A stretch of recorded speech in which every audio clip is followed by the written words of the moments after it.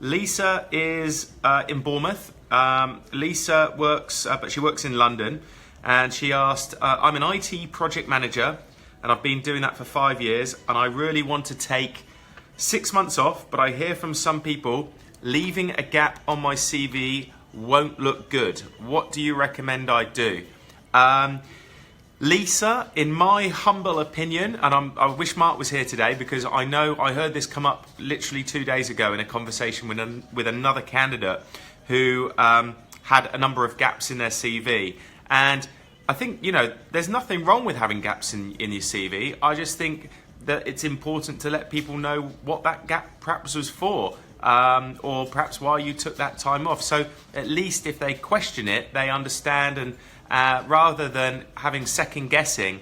And again, this is a sweeping statement here, but some companies or customers may just ignore that CV because they are thinking in their own mind what that gap might be for. Now, to answer your question, Lisa, I wouldn't worry about it. Go and enjoy the 6 months off and have an amazing time.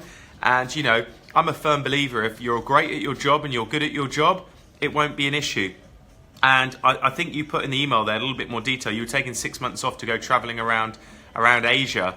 When you're coming back, or when you're on your travels and you're sitting there with your laptop and drinking your coconut shake in Thailand or wherever you're going to be, just spend a bit of time just filling out your CV and just putting in the places perhaps you've visited, any extra curriculum that you've been up to, any training or courses or anything that you've been involved in, or even if it's just to completely relax and turn off, but add that information and perhaps where you've traveled to.